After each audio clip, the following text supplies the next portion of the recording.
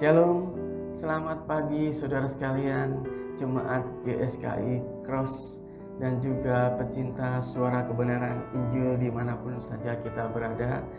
Kita boleh bersyukur atas karunia Tuhan pada saat pagi hari ini, di mana kita masih diberikan kesempatan untuk kembali bertemu di dalam pertemuan ibadah raya online. Haleluya. Walaupun tempat kita berbeda, tetapi kita percaya hadirat Tuhan boleh kita rasakan dimanapun saja kita berada. Setelah 6 hari kita bekerja dan tiba saatnya pagi ini, kesempatan kita untuk datang kepada Tuhan lewat pertemuan ibadah raya pada saat pagi hari ini.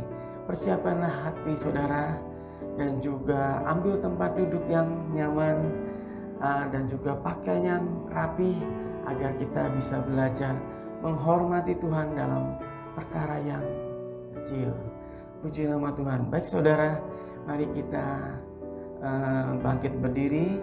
Kita satukan hati kita di dalam doa untuk kita boleh memulai pertemuan ibadah raya pada saat pagi hari ini.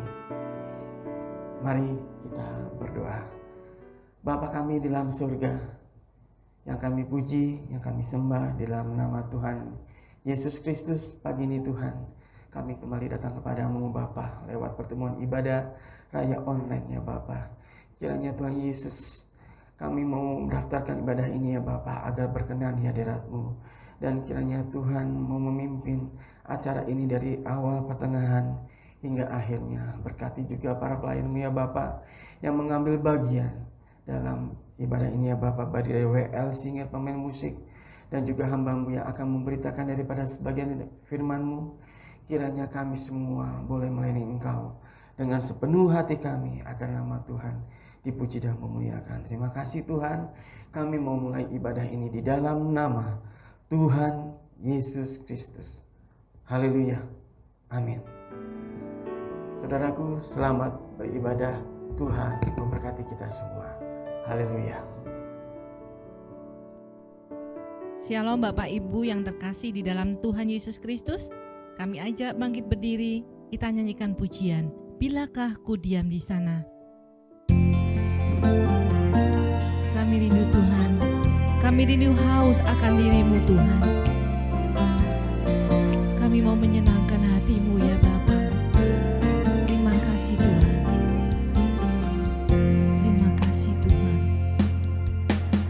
Bilakah ku pandang wajah-Mu di dalam kemuliaan Bapa surgawi, rinduku hausku akan diri-Mu. Bilakah ku di sana selamanya. Katakan, bilakah usai pelayananku? Bilakah usai pelayananku, ketika di depan tata suci-Mu Kau panggil namaku, nama yang baru. Bilakah ku di sana selamanya. Kau janjikan langit baru, Kau janjikan langit baru dan bumi yang baru, di mana tiada air mata, duka cita. Aliran air kehidupan mengalir dari tata-Mu, keteduhan sempurna abadi. Bersama orang kudus-Mu, sujud menyembah selamanya.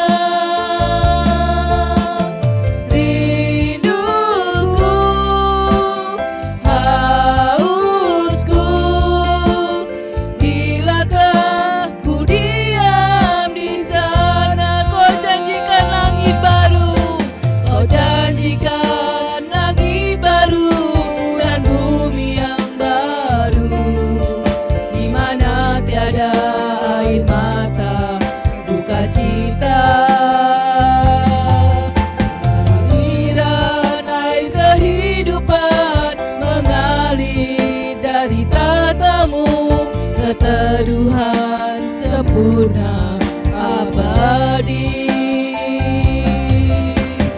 Bersama orang kudus-Mu, sujud menyembah selamanya.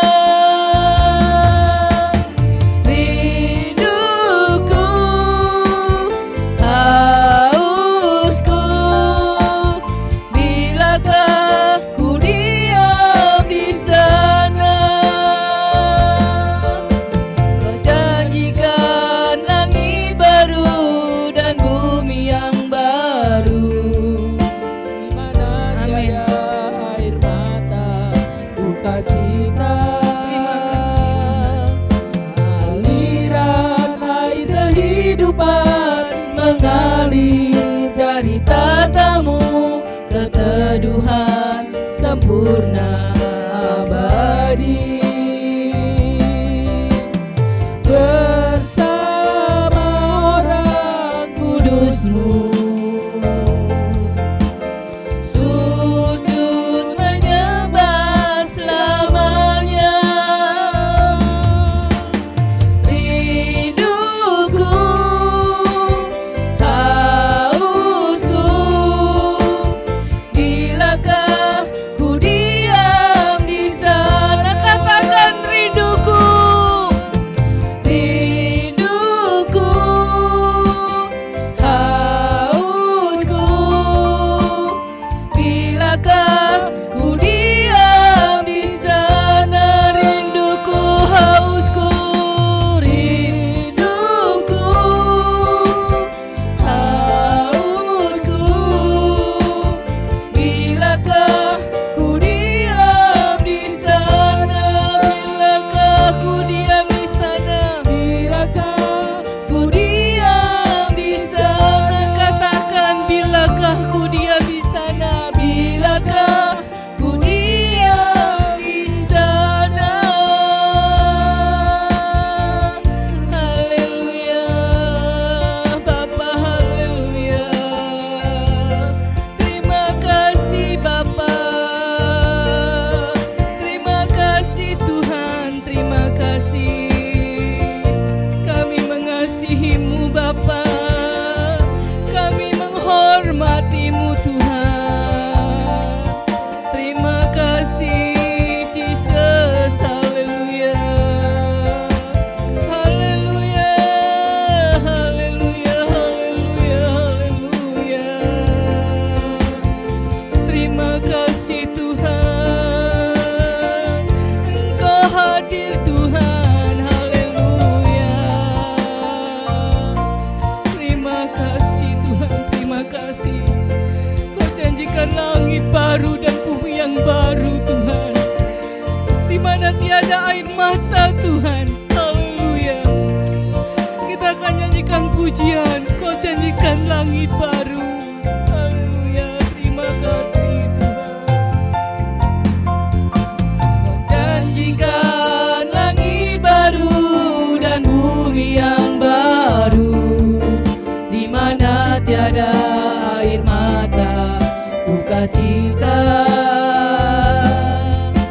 Aliran air kehidupan mengalir dari tatamu, keteduhan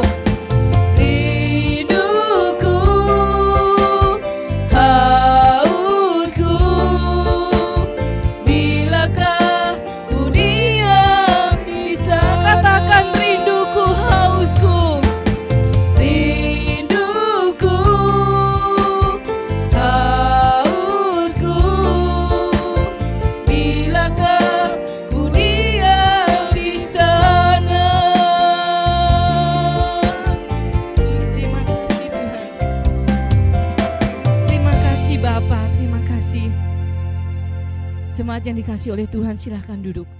Kita akan nyanyikan pujian. Ku mau hidup seturut kehendak-Mu. Biar kita belajar apa yang Tuhan kehendaki dalam hidup kita. Kita lakukan apa yang Tuhan mau. Biarlah saat pagi hari ini kita mengasihi Tuhan dengan lebih sungguh lagi. Haleluya, Yesus, terima kasih. Terima kasih Tuhan, ini kami Bapa. Kami mau bawa hidup kami di hadapan-Mu ya Bapa. Terima kasih Bapa. Hidup turut kehendak-Mu Tuhan. Ku mau memberi semua yang dapat Ku berikan. Ku mengasihi-Mu lebih dari semua, melayani-Mu di bumi di surga. Ajarku hidup yang sungguh berarti, seperti hidup yang Engkau jalani. Anggur yang tercurah, roti yang terpecah, hidup bermakna bagi sesama. Ku mau hidup seturut kehendak-Mu Tuhan. Ku mau hidup turut kehendak-Mu Tuhan. Ku mau memberi semua yang dapat Ku berikan.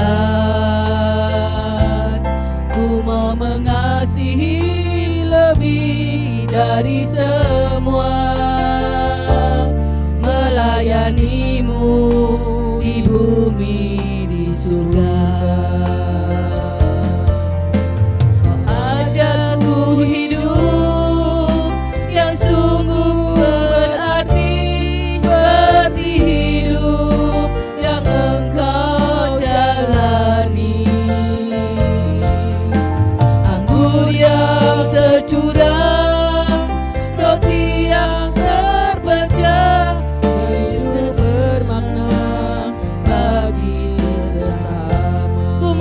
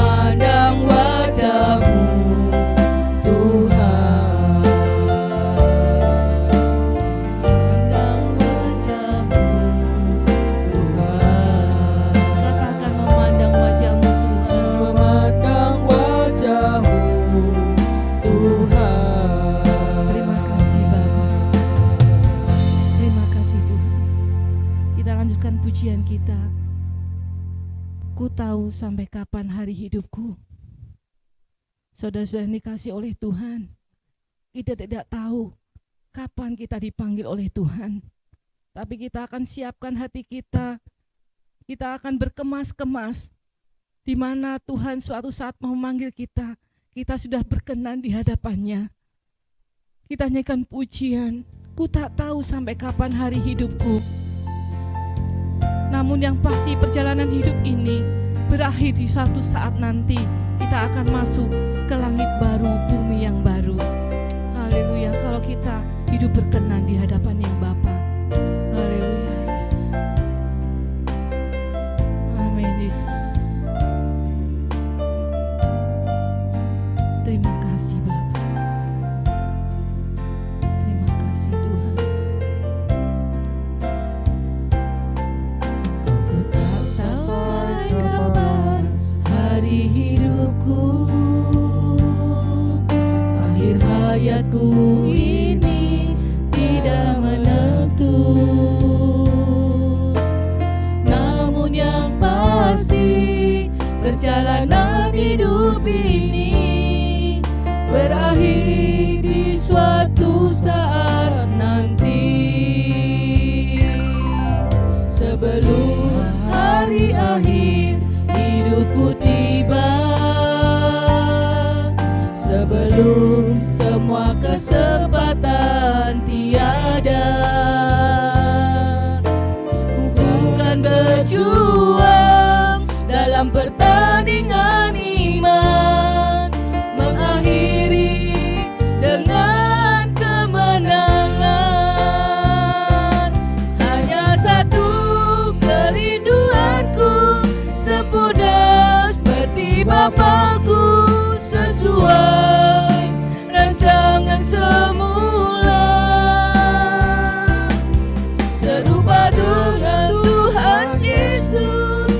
Tujuan imanku berkenan di hadapan Bapa. Hanya satu kerinduanku, sempurna seperti Bapakku, sesuai rancangan semula, serupa dengan Tuhan Yesus. Tujuan imanku berkenan di hadapan Bapa. Berkenan, berkenan di hadapan, berkenan di hadapan Bapa. Berkenan di hadapan Bapa.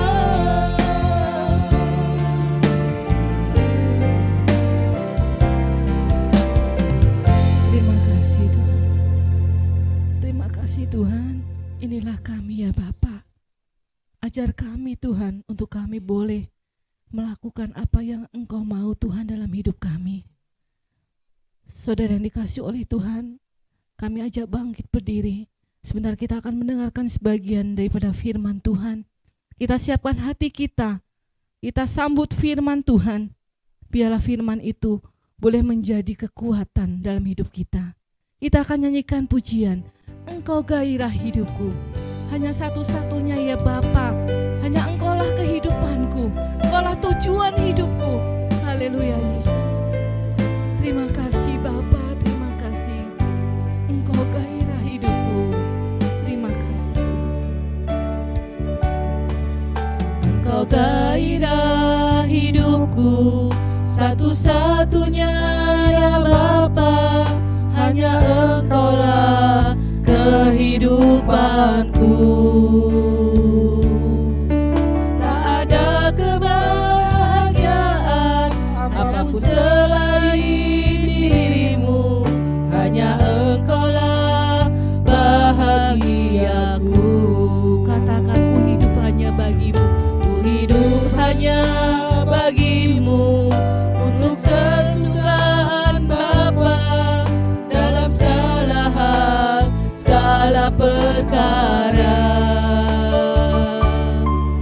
Itu kebahagiaan yang benar dan sesungguhnya, membahagiakan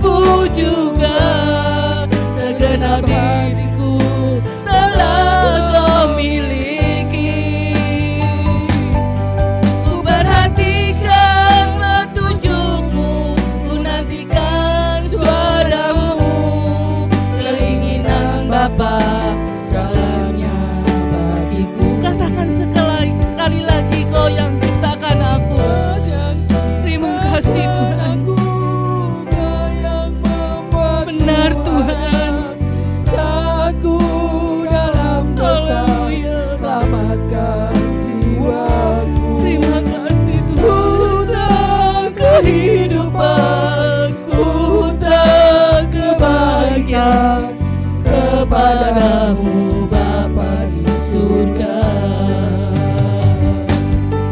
Masih nyata lagi ku ingini, apapun juga segenap diriku telah kau miliki. Ku perhatikan petunjukmu, ku nantikan suaramu, keinginan Bapa segalanya bagiku. Keinginan Bapa segalanya bagiku. Katakan keinginan Bapa. Keinginan Bapa segalanya bagiku.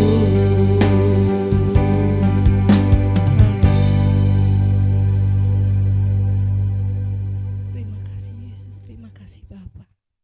Shalom, selamat pagi saudara-saudaraku kekasih di dalam Tuhan, Jemaat GSKI Cross Cirebon dan pencinta suara kebenaran.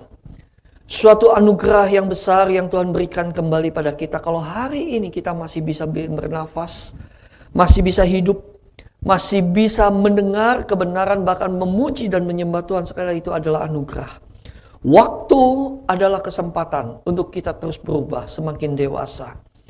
Puji Tuhan, hari ini saya ingin menyampaikan satu tema khotbah, mediokritas atau mediokrasi. Mungkin saudara ada sebagian orang yang mungkin bingung, apa itu mediokritas? Apa itu mediokrasi? Ya, ada orang mengatakan mediokritas, ada orang mengatakan mediokrasi, itu sama saja. Mediokritas adalah average.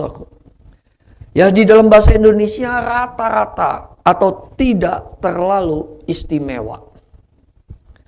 Nah, patut diakui, saudaraku, orang yang mau berhasil, baik berhasil di dalam dunia ini, di marketplace, maupun orang berhasil mengikut Tuhan, kita tidak boleh menjadi orang yang berada di mediokritas, average atau rata-rata.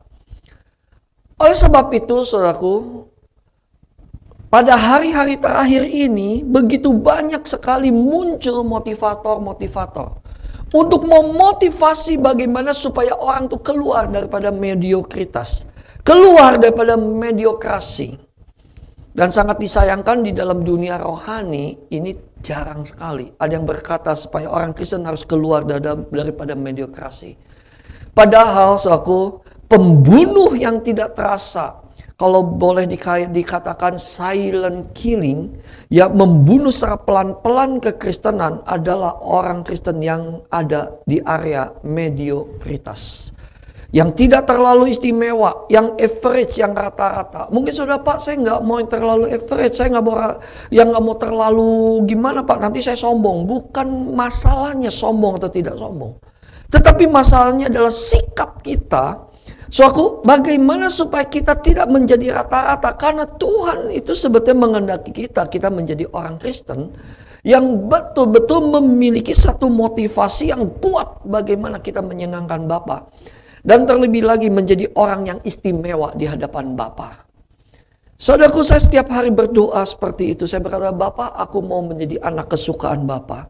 Pada saat saya berkata aku mau menjadi anak kesukaan Bapa, saya akan memacu diri saya untuk tidak menjadi orang yang average, tidak menjadi orang yang rata-rata. Demikian juga orang dunia ini, saudaraku.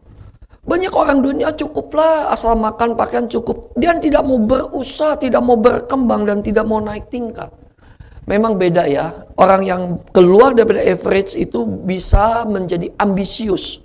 Tetapi orang yang keluar average itu bisa menjadi ambisi atau ambisius. Ambisius itu sesuatu yang negatif. Kalau ambisi sesuatu yang memiliki motivasi. Nah, saudaraku, saya tidak bicara di dalam marketplace ini, tapi saya ingin bicara di dalam khusus kekristenan ini, saudaraku. Bagaimana kita harus keluar daripada mediokritas. Area mediokritas itu membunuh orang Kristen.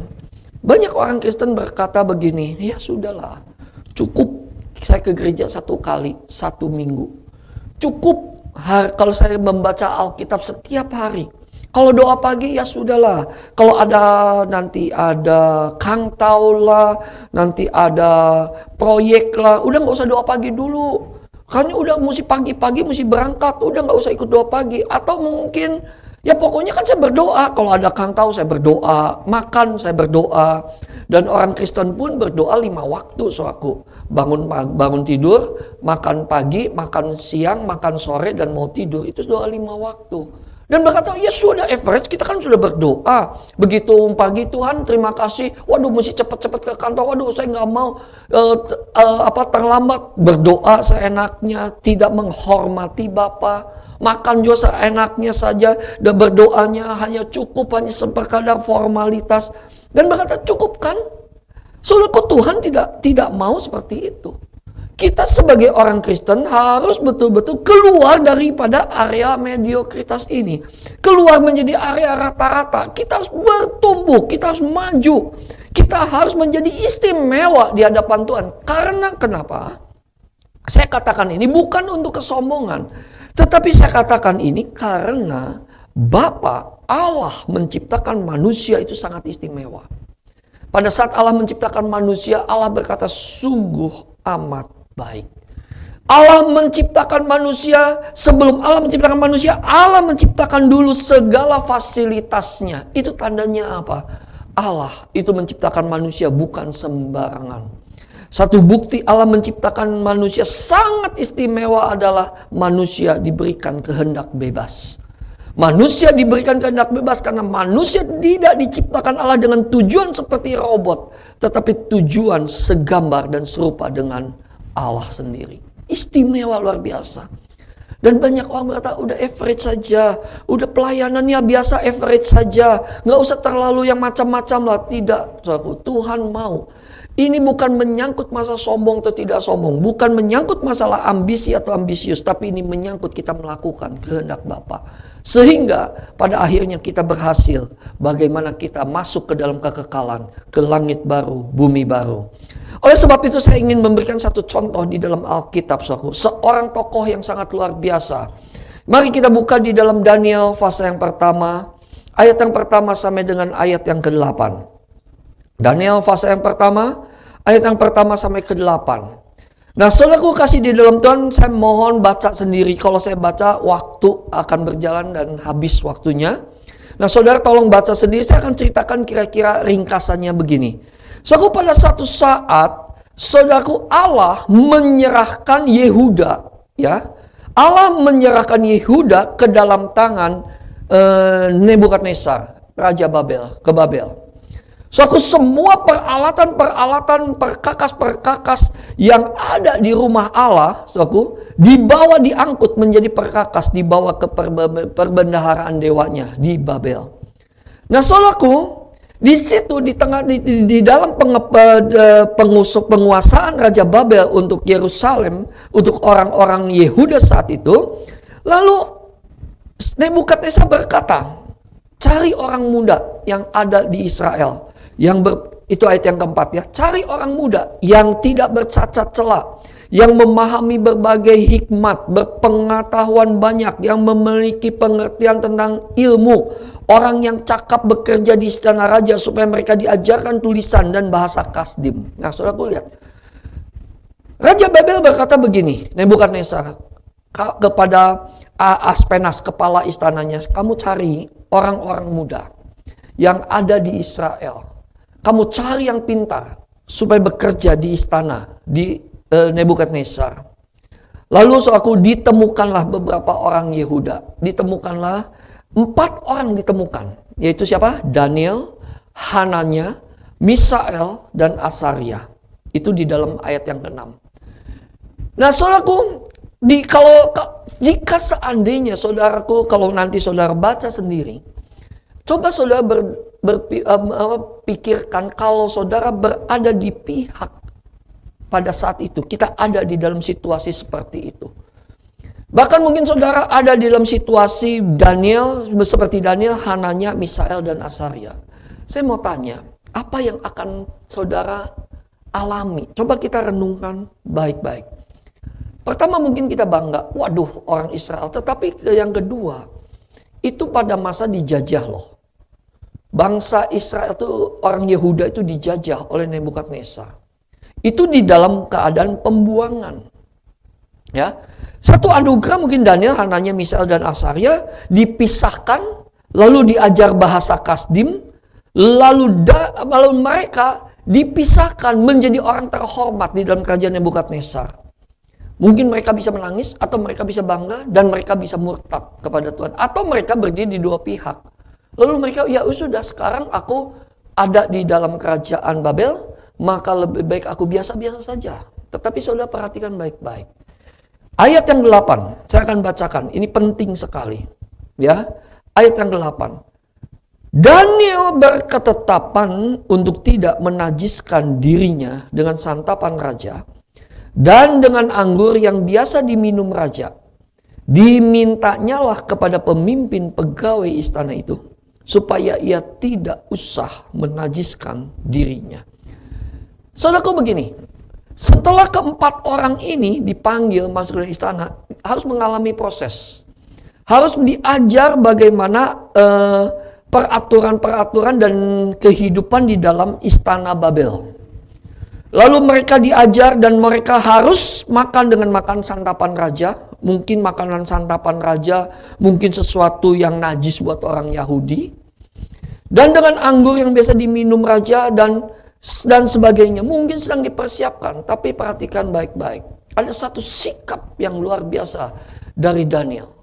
Daniel berketetapan hati. Nah, saudaraku, di tengah-tengah keadaan yang tidak menguntungkan sebetulnya pada saat itu, yang seharusnya Daniel mengikuti raja untuk berhasil, atau tidak mau berhasil, atau pengen cari aman, ya sudah dia tenang-tenang, tapi Daniel tetap berketetapan hati untuk mengasihi Tuhan. Inilah sikap yang Daniel lakukan untuk dia tidak memiliki sikap mediokritas. Daniel memiliki satu ketetapan. Katakan, aku tidak mau menajiskan. Dia benar-benar mau radikal untuk Tuhan. Walaupun dia di tengah-tengah Raja Babel, tetapi dia tetap berkata, aku mau berketetapan, aku mau menyenangkan Tuhan. Coba kalau kita mungkin ada di dalam posisi pada saat itu sangat dilema. Daniel orang Yehuda sedang dijajah oleh Raja Babel, oleh Nebukadnezar. Lalu saat itu Daniel dipilih yang seharusnya dia benar-benar lebih mengasihi, mencari aman, tetapi Daniel tidak lakukan. Dia radikal di hadapan Tuhan. Dia tidak mau menjadi orang yang mediokritas. Dia tidak mau orang yang biasa-biasa. Ya sudah, mungkin Nebukadnezar pun berkata, ya sudah, kamu agama Yahudi, ya sudah, silakan kamu menyembah Allahmu, tetapi engkau pun harus benar-benar mengikuti peraturan daripada kerajaan Babel ini. Tapi Daniel, dia tidak mau menjadi orang average, dia tidak mau berdiri di dua kaki, dia tidak mau menjadi orang yang memiliki sikap mediokritas. Lalu Daniel mengambil sikap, dia melepaskan satu kaki dari kerajaan Babel karena aku berketetapan hati. Suatu Tuhan sedang mencari orang yang demikian. Tuhan sedang mencari orang yang benar-benar radikal. Tuhan sedang mencari orang yang betul-betul, kalau engkau mengasihi Allah, kasihi dia dengan segenap hati, segenap jiwa, segenap akal budi, dan segenap kekuatanmu. Sama seperti yang ditulis di dalam kitab Wahyu, pasal yang ketiga, ayat 14-17. Pada saat itu Allah berkata kepada jemaat di Laodikia. Ayat yang ke-15 dikatakan, Allah berkata, engkau tidak dingin dan tidak panas. Alangkah baiknya engkau dingin atau panas. Karena engkau suam-suam kuku, maka aku akan memuntahkan. Perhatikan baik-baik. Allah sangat tidak suka kepada orang yang mediokritas, yang mau biasa-biasa saja. Allah mencari orang yang radikal seperti Daniel. Dan saudara tahu sendiri jemaat di Laodikia yang sekarang berada di Turki sudah hancur. Gereja itu karena suam-suam kuku sudah hancur. Bukankah hari-hari ini kita sering kali mendengar terjadi perkawinan antara dunia dan kekristenan? Terjadi persepakatan antara dunia dan kekristenan. Kekristenan sudah dipengaruhi oleh dunia ini. Bukan dunia ini dipengaruhi oleh Kristus, oleh kekristenan, tetapi kekristenan dipengaruhi oleh dunia ini. Sehingga banyak orang Kristen memiliki sikap mediokritas, memiliki sikap seolah-olah pada saat kita diberkati itulah kehendak Tuhan. Pada saat kita mengalami mujizat itulah yang disayang oleh Tuhan. Dan ciri kita sukses ikut Tuhan, kita sukses juga secara duniawi. Siapa bilang, saudara?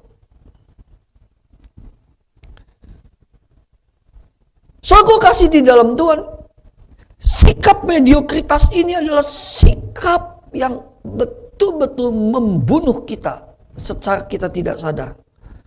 Sekali lagi, mediokritas itu adalah silent killer untuk kekristenan. Pelan-pelan dia akan dibunuh.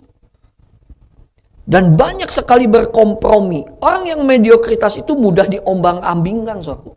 Mudah sekali diombang-ambingkan, mudah sekali diombang-ambingkan oleh dunia ini, oleh pengajaran-pengajaran akhir zaman ini, saudara. Orang yang mediokritas ini senang kepada berita-berita yang menyukakan hatinya. Senang kepada berita-berita yang berbicara tentang bagaimana kesuksesan dunia. Makanya nggak salah, nggak heran hari-hari ini banyak sekali suatu hamba-hamba Tuhan memberitakan Injil, bukan bicara tentang kekekalan, tapi memberitakan Injil, berbicara tentang motivasi, bagaimana berhasil di dunia ini, bagaimana. Itu tidak salah. Tetapi kalau fokus kita hanya untuk dunia ini, mediokritas kita salah, radikal kita salah. Banyak dunia hari ini iblis memberikan satu suapan kepada kita. Udah, gak usah radikal untuk Tuhan. Udah, yang penting kamu ke gereja. Yang penting kamu percaya Yesus. Sudah, titik aja. Kamu gak usah ikut-ikutan yang radikal. Tetap kamu ikut itu apa yang mediokritas aja. Udah, biasa. Sudah, jangan terlalu ekstrim. Bahkan sekarang kalau yang dibilang ekstrim sesat. So, aku kasih di dalam Tuhan, kita harus sangat waspada hari-hari ini. Orang yang mediokritas di dalam kekristenan, orang tersebut betul-betul suatu gampang diombang-ambingkan. Itu hebat loh gereja itu. Wah, mujizat akan dia ke sana. Oh, itu gereja dikasih makan. Wah, ke sana lagi. Oh, itu gereja berkat, wah ke sana. Tapi begitu dikasih gereja yang benar ekstrim, yang betul-betul untuk mencintai Tuhan segenap hati, segenap jiwa, segenap akal budi. Udahlah, nggak terlalu fanatik. Udah, jangan terlalu fanatik. Saudaraku, saya mau berkatakan hari ini, Tuhan sedang mencari orang yang ekstrim dalam mengasihi dia. Tolong ekstrim yang positif. Tuhan sedang mencari orang yang mau keluar dari mediokritas yang disebut dengan rata-rata ini. Dan saya berharap, sungguh berharap kepada semua teman-teman, kepada saudara-saudara kekasih Tuhan yang mendengar firman Tuhan hari ini. Yuk kita belajar. Jangan sampai kita menjadi orang yang mediokritas. Nah, saudaraku, kita bahkan belajar dari Daniel ini. Coba lihat Daniel. Dia punya ketetapan hatinya luar biasa, saudaraku. Dan dia radikal, dan dia ekstrim sekali di dalam mengikut Tuhan. Nah, kita belajar. Saudaraku, kita bukan ekstrim mengikut agama ya. Itu sangat berbeda. Mengikut agama dan mengikut Tuhan itu berbeda. Dan kekristenan sebetulnya bukan agama. Kekristenan itu adalah kita mengikuti jalan Kristus. Jalan hidup kita. Kita mengikuti jejak-jejak Tuhan Yesus. Dan Tuhan Yesus ekstrim banget, saudaraku, di dalam hal ketetapan hati. Dan dia tidak mau menjadi orang yang mediokritas. Coba kita lihat belajar hal yang pertama, saudaraku. Daniel, dia berketetapan hati di dalam hal apa? Saya ada catat 4 hal Daniel benar-benar radikal. Dan saya berharap saudara benar-benar radikal. Jadi bukan radikal yang tidak ada arahnya, saudaraku. Tapi radikal yang betul-betul mau mengikut Tuhan. Kita belajar daripada Daniel, dikatakan di sini ayat yang ke-8, Daniel 1 ayat yang ke-8. Daniel berketetapan hati untuk tidak menajiskan dirinya dengan santapan raja dan dengan anggur yang biasa diminum raja. Dimintanyalah kepada pemimpin pegawai itu supaya ia tak usah menajiskan dirinya. Yang pertama, Daniel berketetapan hati. Kita harus belajar ini di dalam hal kekudusan. Saku, di dalam hal kekudusan bukan bicara tentang pelanggaran moral saja. Tetapi bicara tentang kekudusan itu kita harus sepikiran dan seperasaan dengan Allah. Kita harus belajar bagaimana kita memiliki pikiran dan perasaan Kristus. Oleh sebab itu Daniel berkata begini, kebiasaan-kebiasaan yang ada. Sebab apa salahnya santapan raja, saudaraku? Mungkin ada yang najis menurut orang Israel, ya. Tetapi kalau saya belajar di sini, saudaraku, dan dia berketetapan hati, saya tidak mau membiasakan dengan lingkungan keadaan raja yang suka pesta pora, yang makan makanan enak, yang anggur yang biasa diminum dengan raja.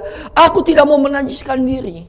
Memang saat itu bangsa Israel tidak boleh, saudaraku. Orang Israel tidak boleh makan makanan najis, ya. Tapi dalam hal ini saya mengambil sesuatu hikmahnya begini. Dan dia tidak mau, saudaraku, mengubah kebiasaan dia untuk sepikiran dan seperasaan dengan Allah. Walaupun dia berada di dalam pembuangan, dia tetap berkata, aku mau memiliki pikiran dan perasaan Kristus, pikiran dan perasaan Allah. Oleh sebab itu Daniel berketetapan di dalam kekudusannya. Coba saudaraku perhatikan baik-baik. Ada hal yang sangat menarik di sini. Ada hal yang sangat menarik. Perhatikan waktu Nebukadnezar mengubah nama, ya. Ini hal yang sangat penting, saudaraku, ya. Sangat penting. Daniel diubah namanya menjadi Belsasar. Ya. Daniel diubah menjadi Belsasar. Itu dalam ayat yang ke-7, ya. Coba Daniel 1 ayat yang ke-7 dikatakan begini. Pemimpin pegawai istana itu memberi nama lain kepada mereka. Daniel dinamainya Belsasar, Hananya dinamainya Sadrah, Misael dinamainya Mesah, Azaria dinamainya Abednego. Coba saudaraku lihat, perhatikan. Daniel itu diubah namanya menjadi Belsasar. Allah memberikan nama Daniel itu sangat bagus. Arti daripada kata Daniel, Allah adalah hakimku atau pembelaku. Allah adalah hakimku dan pembelaku. Kalau Belsasar itu artinya apa? Dewa tertinggi Babel melindungi aku. Lihat, terjadi kontradiksi kan? Allah yang menjadi pembelaku, Allah yang menjadi hakimku, diubah oleh Nebukadnezar menjadi Bel, yaitu dewa tertinggi Babel yang melindungi kami. Dan saudaraku lihat, Daniel berketetapan, aku tidak mau mengubah nama. Raja sudah mengubah nama Daniel menjadi Belsasar. Tapi saudara perhatikan baik-baik. Di belakang tidak pernah Daniel menyebut dirinya Belsasar. Hananya sebetulnya bagus sekali. Tuhan yang menunjukkan kasih karunia. Sadrah itu punya arti hamba dewa bulan. Jadi Sadrah itu hamba dewa bulan. Misael artinya siapa yang setara dengan Allah. Diganti oleh Mesah artinya bayangan pangeran atau siapa ini. Itu dewa-dewa. Azaria artinya Tuhan yang menolong. Abednego artinya hamba nego, yaitu dewa hikmat atau bintang fajar. Coba saudara perhatikan perubahan nama ini. Daniel berkomitmen, enggak. Yang menjadi pembela dan melindungi aku bukan dewa Babel, tetapi Allah. Nah benar enggak saudara kita punya sikap seperti Daniel ini? Kita berketetapan hati. Kalau Allah telah tetapkan kita menjadi orang yang istimewa, ayo kita benar-benar menjadi istimewa di hadapan Allah, bukan di hadapan manusia, bukan di hadapan dunia ini. Jadi kita harus benar-benar memiliki ketetapan hati radikal di dalam kekudusan. Dalam pengertian kita harus pikiran, kalau kita memiliki pikiran dan perasaan Kristus, kalau kita sepikiran dengan pikiran Bapa sendiri, saya yakin kita pun akan menjaga moral kita. Kita tidak akan mudah untuk jatuh ke dalam dosa.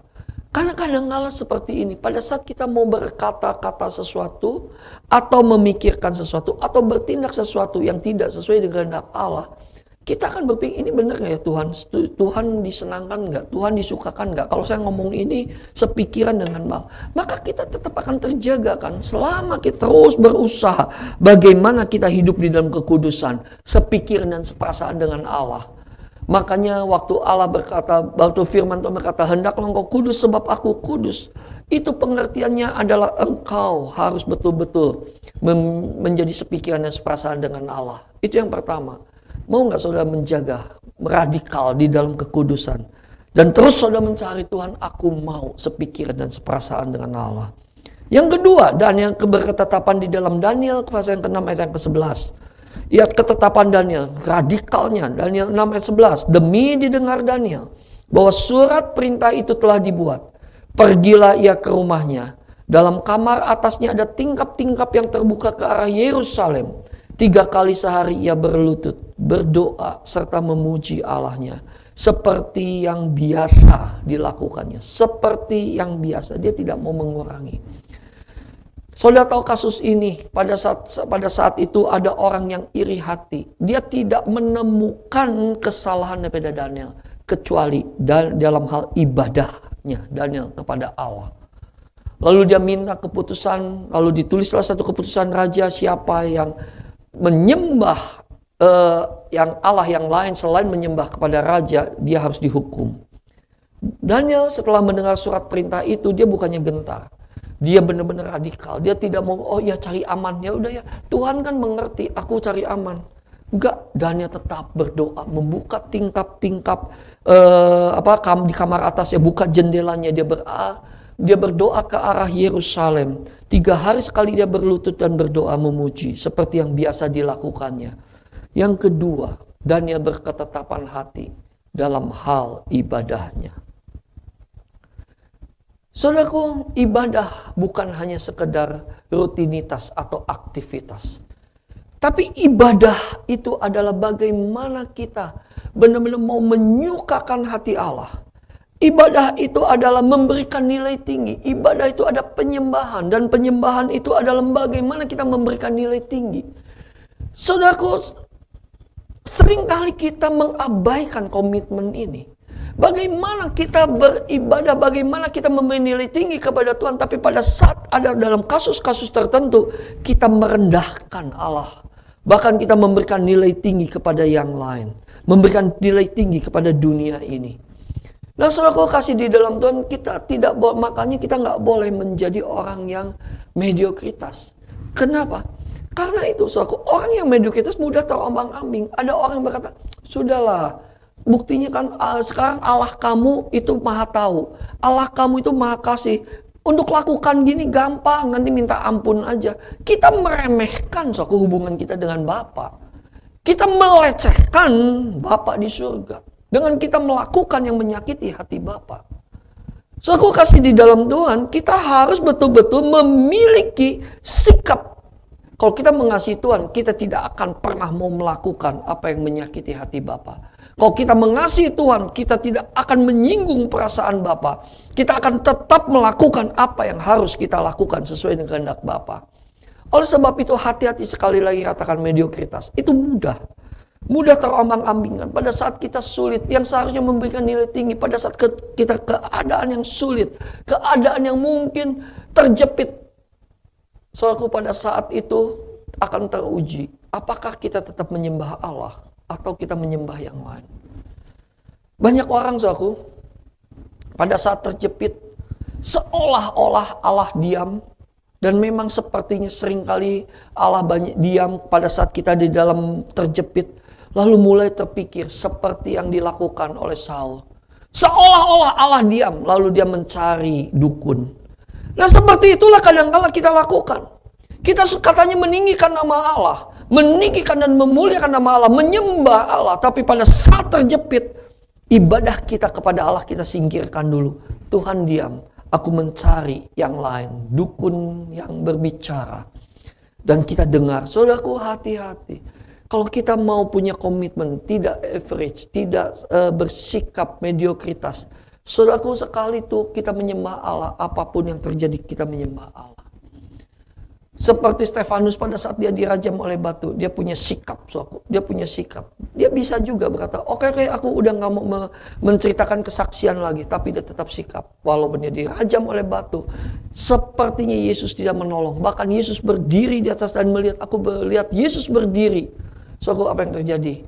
Stefanus tetap berkata, aku tetap mau mencintai. Bahkan sampai mati, Stefanus di dalam keadaan yang tetap radikal mengikut Tuhan. Tidak average, tidak rata-rata. Ya, yang ketiga, aku kasih di dalam Tuhan.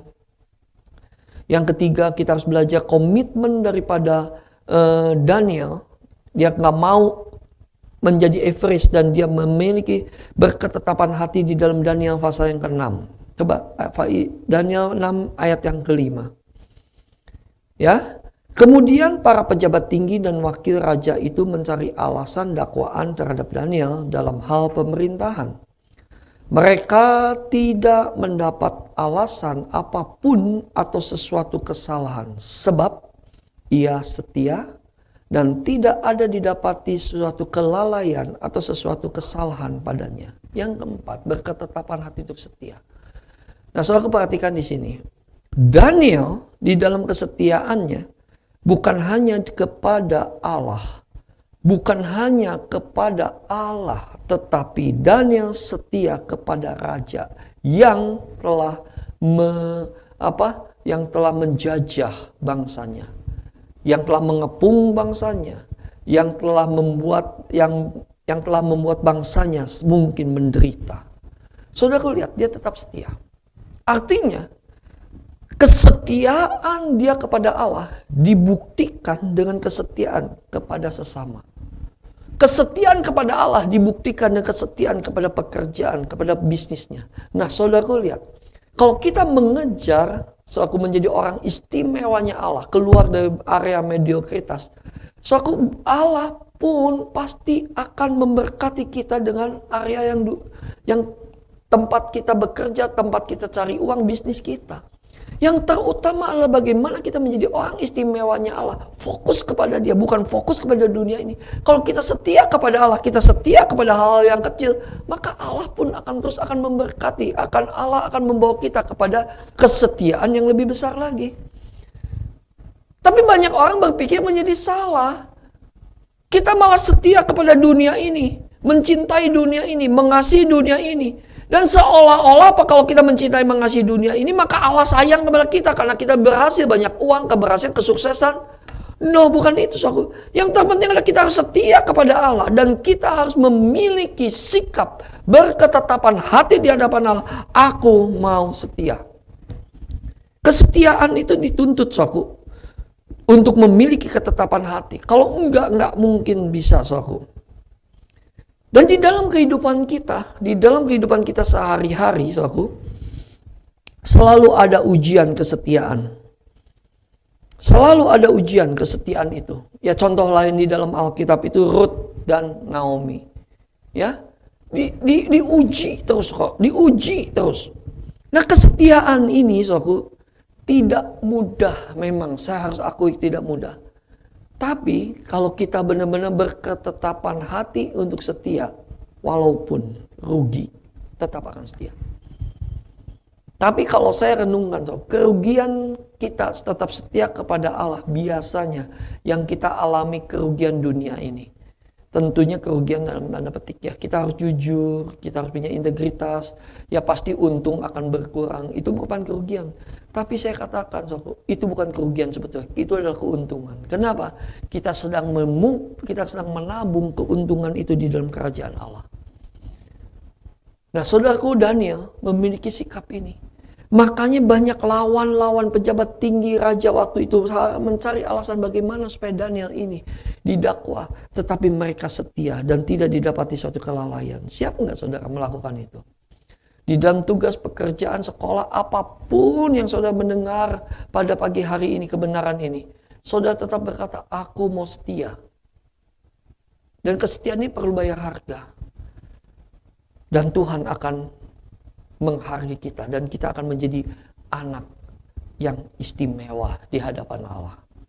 Ya, jaga kesetiaan, komitmen di dalam kesetiaan.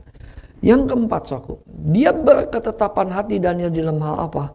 Wah, ini sangat luar biasa. Coba kita baca Daniel pasal yang kelima ayat yang ke-17. Daniel pasal yang kelima ayat yang ke-17. Kemudian Daniel menjawab raja, tahan hadiah Tuanku. Berikanlah pemberian Tuanku kepada orang lain. Namun demikian, aku akan membaca tulisan itu bagi raja dan memberitahukan maknanya kepada Tuanku. Satu kali Daniel, raja bermimpi, lalu ada tulisan yang harus dibacakan dan tidak ada satupun yang bisa menafsirkan, dan Daniel bisa menafsirkan itu. Lalu raja berkata, siapa yang bisa menafsirkan ini? Aku akan berikan hadiah. Apa yang dijawab oleh Daniel? Oh enggak, tahan. Bahkan bukan hanya tahan, tunggu dulu ya. Benar apa enggak ya saya baca? Benar apa enggak ya saya menafsir? Tapi apa yang dikatakan di sini?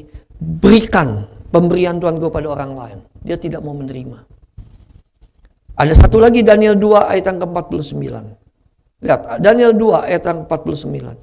Atas permintaan Daniel, Raja menyerahkan pemerintahan wilayah Babel itu kepada Sadrah, Mesah, dan Abednego. Sedang Daniel sendiri tinggal di istana raja. Lihat, komitmen dia. Nah, ini agak sulit ya. Dia tidak mau serakah. Ketetapan hati dia tidak mau serakah. Saudaraku, beda dengan dunia. Dunia mengajarkan memang tidak serakah, tetapi mereka berkata, ayo sebanyak-banyaknya untuk diriku. Bahkan ada yang sampai berkata passive income. Oh, saya setuju dengan passive income, nggak ada masalah. Tetapi kebanyakan orang hari-hari ini mencari uang untuk demi mencapai passive income itu dengan berbagai macam cara. Itu kan motivator dunia. Tapi di dalam Tuhan itu nggak begitu, saudaraku. Di dalam Tuhan bagaimana kita radikal bukan untuk hal yang duniawi. Radikal untuk semakin kita semakin mengasihi Tuhan. Semakin hari kita semakin betul-betul mau hidup untuk Tuhan. Itu radikalnya. Daniel, saudaraku, dia nggak pusing dengan hal yang dunia. Waktu saat Daniel mau dikasih hadiah, Daniel kata enggak, berikan kepada orang lain. Enggak, berikan kepada orang lain. Aku tidak mau menerima ini, aku hanya mau memberikan kepada orang lain. Hebat ya. Kalau kita mungkin tahan dulu. Nanti kalau benar boleh saya ambil. Enggak, Daniel tidak berkata berikan. Bahkan permintaan Daniel kata berikan juga kepada Sadrah, Mesah, Abednego, wilayah pemerintahan Babel. Wih. Kalau Daniel ingin mendapat itu, luar biasa, saudaraku. Dan apa yang saudara dapat hari ini? Saudaraku, apa yang terjadi atas Daniel? Saudara lihat. Karena Daniel berketetapan hati. Saudara baca sendiri di dalam Alkitab. Saudara baca sendiri kitab Daniel sampai habis. Penyingkapan masa depan diberikan kepada Daniel. Karena Daniel begitu mengasihi Allah, tidak peduli dengan hal yang lain. Tidak peduli dengan hal dunia ini. Dia tidak mau menjadi orang yang average di hadapan Tuhan tentunya. Dengan mengikuti dunia ini. Tetapi dia mau radikal. Dia tidak mau menjadi orang yang rata-rata di hadapan Tuhan. Tapi dia mau berketetapan hati. Aku mau radikal di hadapan Allah. Maka Daniel benar-benar dibukakan dan disingkapkan. Saudaraku kasih di dalam Tuhan. Saya mengajak kita semua hari ini. Saya ingin mengajak yang mendengar ini. Ayo kita radikal di hadapan Allah. Keluar daripada area mediokrasi. Keluar daripada area mediokritas ini, saudaraku. Kita jangan biasa-biasa di hadapan Allah. Kita radikal mengasihi Allah. Kita radikal apapun. Walaupun kehilangan apapun juga. Kita berkata, aku mau tetap mengasihi Tuhan. Itu sudah dicontohkan oleh murid-murid Tuhan Yesus. Dia katakan, aku mau kehilangan nyawa apapun. Aku tetap mau mengasihi Tuhan Yesus. Ini yang sedang dicari. Akhir zaman ini orang sedang mencari bagaimana kita mau menjadi anak kesukaan Bapa. Dan untuk menjadi anak kesukaan Bapa, kita benar-benar harus radikal. Kita harus betul-betul berkata, sekali Yesus, tetap Tuhan Yesus. Sekali kita mengasihi Bapa dengan segenap hati, jiwa, akal budi kita mau mengasihi Bapa. Saya berdoa untuk kita semua mengerti kebenaran ini dan melakukan dan mempraktekkannya. Sekali lagi, jangan menjadi orang Kristen yang biasa-biasa. Tetapi kita harus menjadi radikal, saudaraku. Dalam pengertian bukan yang negatif ya. Bukan seenaknya ada di jalan-jalan lalu beritakan tentang Tuhan Yesus. Nggak begitu juga lah. Kita harus punya hikmat juga. Tetapi radikal di dalam mengasihi Allah. Kalau Allah katakan, apakah kamu mau ngikut Tuhan Yesus? Iya, berikan semuanya padaku. Kita berani menyerahkannya. Kita berani menyerahkan. Bahkan nyawa kita pun kita harus berani menyerahkan kepada Bapa. Nah itu maksud radikal. Berani nggak kita menyerahkan hidup kita, menyerahkan kita mengabdi kepada Tuhan, dan menyerahkan semua yang ada pada kita hanya untuk Tuhan. Seperti Tuhan Yesus katakan, jual sebuah harta milikmu kepada orang kaya, dan berikan pada orang miskin. Tuhan Yesus itu bukan orang yang sadis atau kejam, lalu orang itu menjadi miskin. Saya percaya tidak. Tuhan sanggup mengganti itu. Tetapi yang Tuhan maksudkan adalah, bagaimana sikap hati kita. Maukah kita radikal? Maukah kita keluar daripada mediokritas menjadi orang yang biasa-biasa saja? Itu jawaban. Silakan saudara menjawab dalam hati saudara. Dan saya percaya apa yang akan kita lakukan, Tuhan tahu. Dan Tuhan akan berikan kekuatan kemampuan atas kita. Tuhan Yesus memberkati. Mari kita berdoa dan kita bangkit berdiri. Bapa, anakmu selesai untuk berbicara. Sungguh Bapa, kami bersyukur untuk apa yang telah Bapa lakukan dan Bapa berikan. Dan aku mohon Bapa, biarlah Bapa sendiri melalui Roh Kudus-Mu mengajar kami semua, supaya kami menjadi radikal, keluar daripada area mediokritas, dan kami tidak mau suam-suam kuku. Kami mau bergairah terus bersama dengan Tuhan, bergairah mengasihi Bapa, bergairah karena kami tahu Bapa adalah Bapa yang setia, yang telah memberikan putra tunggalnya kepada kami. Terima kasih Bapa. Kami siapkan hati kami untuk masuk di dalam perjamuan kudus Tuhan. Biarlah setiap kami Tuhan mau mengenang segala kemurahan kebaikan Tuhan. Baik saudaraku kekasih di dalam Tuhan, siapkan roti dan anggur. Apapun yang boleh saudara pakai, boleh biskuit atau apapun juga, minuman, air putih pun tidak masalah. Tapi biarlah setiap kita makna daripada perjamuan kudus yang harus kita hidupi. Dan kita sungguh-sungguh mau belajar di hadapan Tuhan untuk benar-benar radikal di hadapan Allah. Haleluya. Terima kasih Tuhan, terima kasih Tuhan. Kemanapun jiwaku ikut serta, dari Nazaret sampai ke Golgota. Setiaku, kesetiaanmu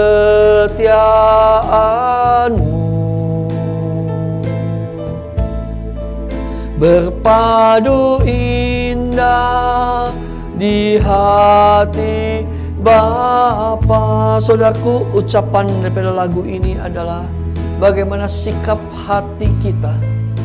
Kita bukan menjadi orang Kristen yang biasa-biasa, tapi kita orang Kristen yang radikal, yang mau mengikut Tuhan Yesus, yang betul-betul mau berkata kemanapun Tuhan aku mau ikut serta. Tidak peduli apapun yang terjadi, sekali aku mengasihi Tuhan, selama-lamanya aku akan mengasihi. Seperti Bapa mengasihi aku, seperti Bapa mengasihi kami, kami pun mau mengasihi Bapa. Di keheningan ku ucapkan janji, segenap jiwa cintaku abadi kepadamu, belahan kalbu. Pujaan hati kesayanganku. Mari sama-sama katakan. Kemanapun jiwaku ikut serta, dari Nazaret sampai ke Golgota. Setiaku, kesetiaanmu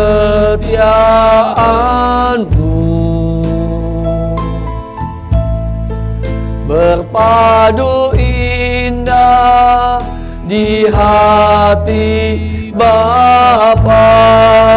Bila waktu ini, bila waktu ini cepat berlalu, bersamamu di awan-awan,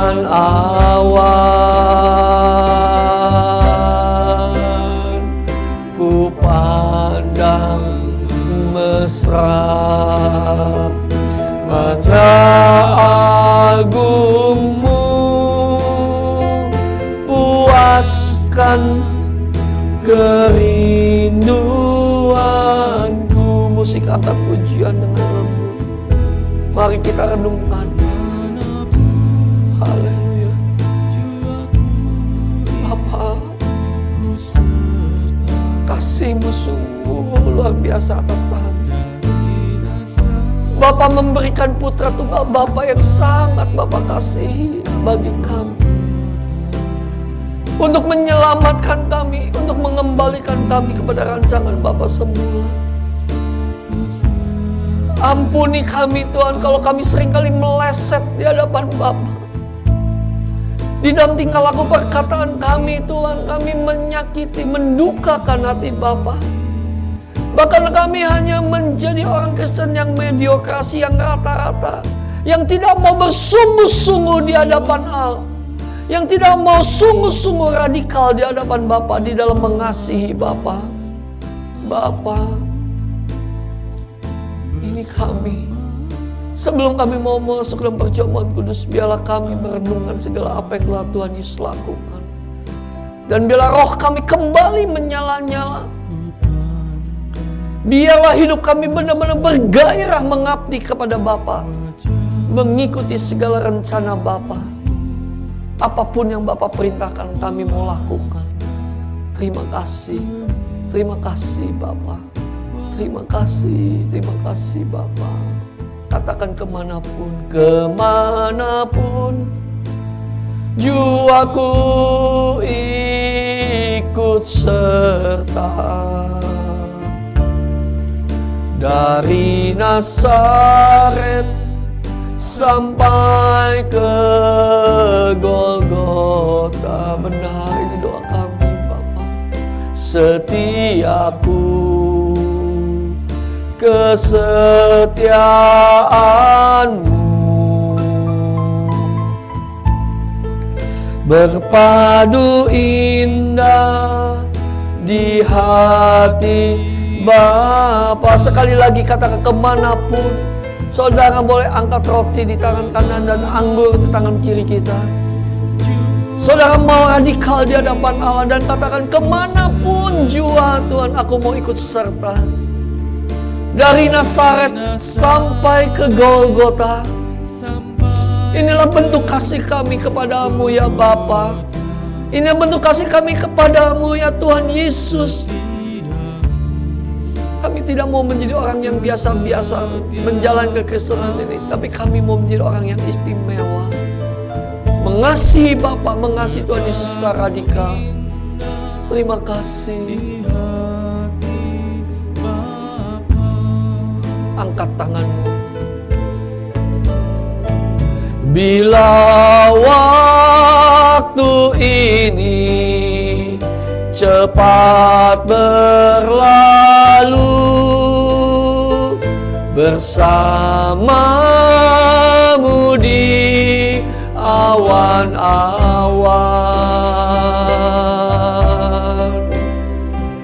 ku pandang mesra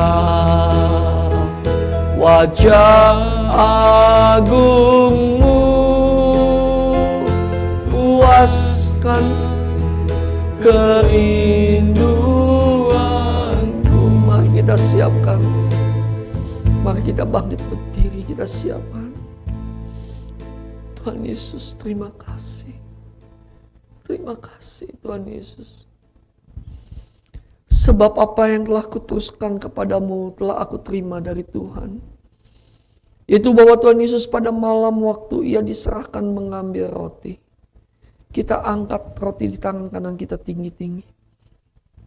Dan sudah itu ia mengucap syukur atasnya, lalu memecah-mecahkannya dan berkata, inilah tubuhku yang diserahkan bagi kamu. Perbuatlah ini menjadi peringatan akan aku.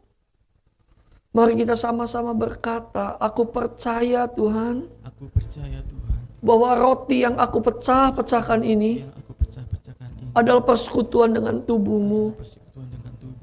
Engkau di dalam aku di dalam engkau, dan hidupku bukannya aku lagi, melainkan Kristus yang di dalamku. Yang percaya katakan amin. Kita makan di dalam nama Tuhan Yesus.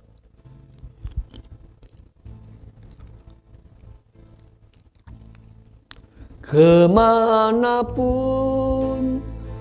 jiwaku ikut serta, dari Nazaret sampai ke Golgota. Setiaku, kesetiaanmu, padu indah di hati Bapa. Kita angkat cawan di tangan kata kita tinggi-tinggi. Demikian juga yang mengambil cawan sesudah makan lalu berkata, cawan ini adalah perjanjian baru yang dimeteraikan oleh darahku. Perbuatlah ini setiap kali kamu meminumnya menjadi peringatan akan aku. Kita katakan bersama-sama, aku percaya Tuhan, Aku percaya Tuhan bahwa anggur ini bahwa anggur ini adalah persekutuan dengan tubuhmu adalah persekutuan yang merupakan metrei, yang merupakan mata perjanjian yang baru perjanjian yang antara baru engkau dan aku. antara engkau dan aku. Dan biarlah Dan biar aku hidup Aku semakin hari semakin semakin seperti Tuhan Yesus. seperti Tuhan Yesus. Yang percaya katakan amin. Kita minum di dalam nama Tuhan Yesus. Angkat tanganmu sekali lagi. Kemanapun jiwaku ikut serta, dari Nazaret sampai ke Golgota. Setiaku, kesetiaanmu,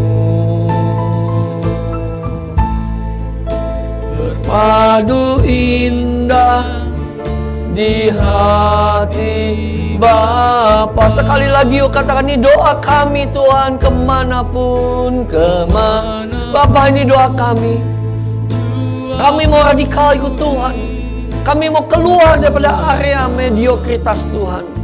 Kami tidak mau menjadi biasa-biasa di dalam mengikut Tuhan. Kami mau mengasihi Engkau segenap hati, segenap jiwa, segenap kekuatanku Tuhan. Dan setiap kami semua, terima kasih Bapa. Haleluya. Kesetiaanmu berpadu indah di hati Bapa. Bapa, terima kasih untuk perjamuan kudus. Terima kasih untuk pengorbanan yang mulia Tuhan Yesus. Terima kasih untuk anugerah yang telah diberikan bagi kami. Kami mau Tuhan menyelesaikan semuanya dengan baik. Kami mau benar-benar keluar daripada area mediokritas di dalam mengasihi Engkau. Kami benar-benar mau mengasihi Bapa dengan segenap hati, segenap jiwa, dan segenap akal budi, dan segenap kekuatan kami. Terima kasih Bapa. Berkati setiap anak-anak-Mu, dan berkati setiap yang mendengar kebenaran ini, yang telah melihat bahwa dimanapun anak-anak-Mu berada, yang saat ini mengikuti via YouTube Bapa, kami percaya Bapa memberkatinya. Mari angkat tangan kita. Kekasih-kekasih Tuhan, kiranya damai sejahtera Allah yang melampaui segala akal dan kasih karunia yang daripada Tuhan Yesus, penghiburan dan kekuatan daripada Roh Kudus turun atas kita semua, mulai saat sekarang ini sampai kedatangan Yesus itu kedua kali, bahkan sampai selama-lamanya. Dan bila kerajaan-Mu datang, kehendak-Mu jadi dalam hidup kami semua seperti di surga. Sama-sama katakan amin. Puji Tuhan, saudara kekasih di dalam Tuhan, pertemuan raya sudah selesai. Dan saya tetap mengundang saudara, mengingatkan setiap hari Jumat kita ada pendalaman Alkitab. Setiap hari Jumat jam 8 malam. Saudara bisa lihat di flyer. Lalu untuk ID dan passwordnya, saudara untuk ID-nya ada, dan passwordnya saudara bisa kontak, ada di nomor telepon yang tertera. Saya mengundang saudara untuk kita belajar bersama-sama dan kita terus naik ke atas gunung Tuhan. Ya, Tuhan Yesus memberkati. Shalom.